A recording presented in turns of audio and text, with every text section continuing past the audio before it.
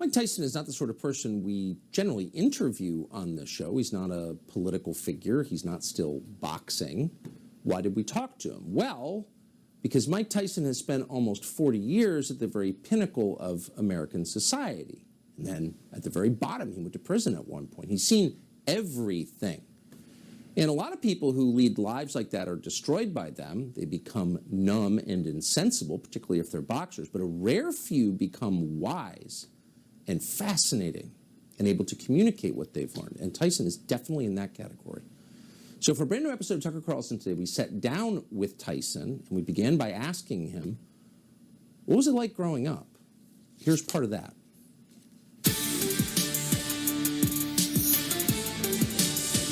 I'm not ashamed of my childhood. I'm really proud of my childhood. Yep. Yeah. But no advantages. Yeah, my disadvantage was my advantage. What do you mean? My adversity inspired me to be more than what I truly was. I believe that.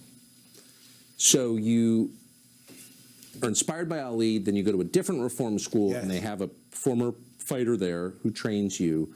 Is that the point when you realize you're going to do this for a living? Yeah, but this is what's interesting. When I came there, I was in another facility on that campus, and I believe I don't want to say I stabbed somebody, but I had an altercation with somebody. So I came, when he met me, I had handcuffs, and I'm rearrested, and I was a mess. And so when the guys were talking to me, because they said, well, you're not a bad guy because you did that. So we talked. He said, if we have an ex-fighter, Bobby Steele, you need to meet him. He'll probably get you in shape. And I said, well, I would love to meet him. I met Muhammad Ali. I seen Muhammad Ali once. And then this guy knocks on my door. I heard you want to talk to me. What do you want? I said, I want to be a fighter. He said, everybody wants to be a fighter. You show me you want to be a fighter. Let's just see how your conduct is.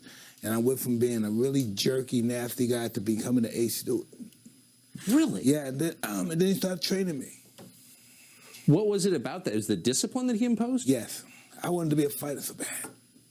If you hadn't become a professional boxer, what would you have done? There's no doubt. I was going to be that champ.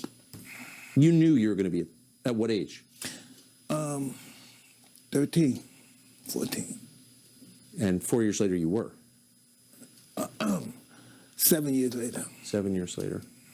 So when did you meet Customato? When I was 12. I was at the facility, and the guy drove me to meet him. Because I made my levels in there. I was a trustee now.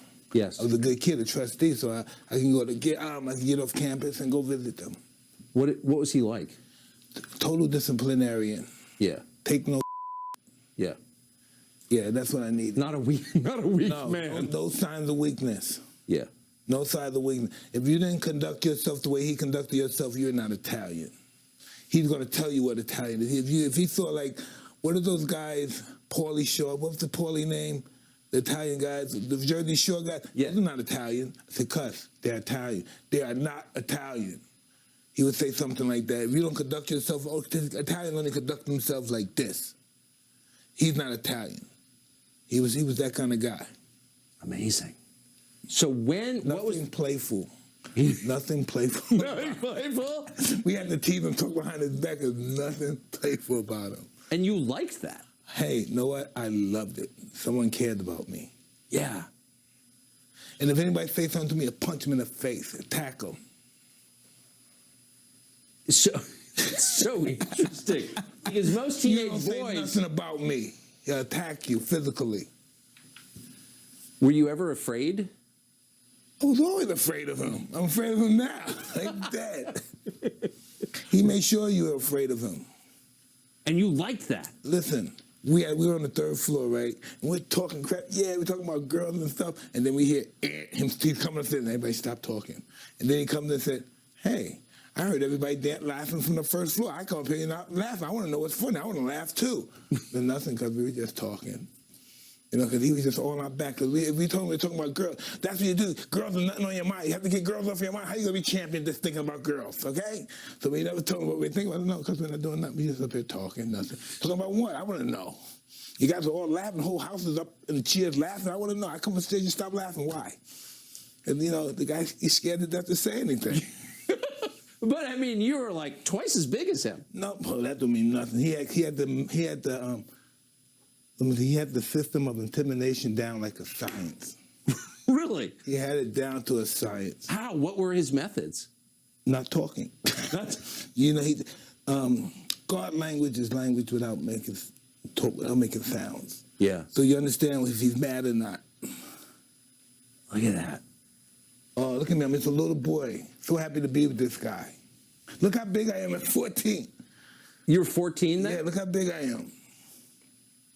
Yeah, you're enormous. Baby Huey.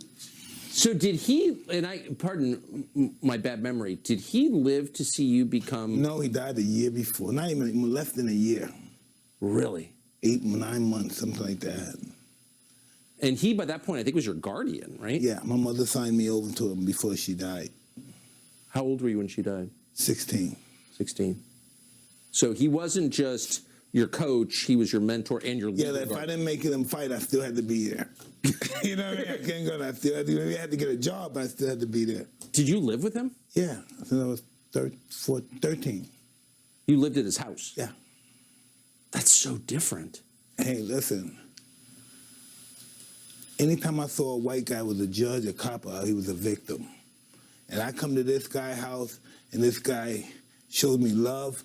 And wow, love is powerful. One of the reasons I wanted to interview you is because you're the author of one of my favorite quotes ever in English, which is, everybody's got a plan till he gets hit in the face. 100%.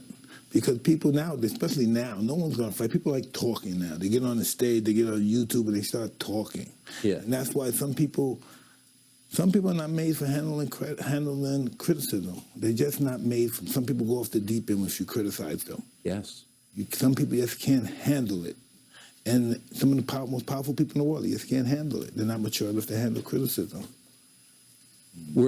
Have you gotten better at handling criticism as you've gotten older? Yes, but mostly, yeah, but it's still, it can get even better. Sometimes I get in my head and think I'm somebody, and then I'm easily offended. But when I know I'm nobody, I could never be offended. Boy, is that a deep insight. Sometimes I get in my head that I'm somebody and I'm easily offended, and then I remind myself I'm nobody and I'm not offended. Exactly, 100%. So if if you're that well known and everywhere you go, people are sucking up to you and taking pictures with you, how do you remind yourself, as you said, that actually I'm nobody? Well, I don't know. God did this. I asked for this, and this is what he gave me. It's not like someone gave me something I didn't acquire. I wanted this life. I prayed for this life, and I received it. When I think I'm somebody, I'm offended. When I remember I'm nobody, I'm not. There's a lot more in that vein. Tomorrow, Tyson talks about his faith and his love of animals, really one of the most remarkable conversations we've ever had. And then he describes how he really felt about the men he fought in the ring over the years. And we'll just give you a preview. I wanted to kill them. But you knew that. Stay tuned for that. Absolutely worth watching.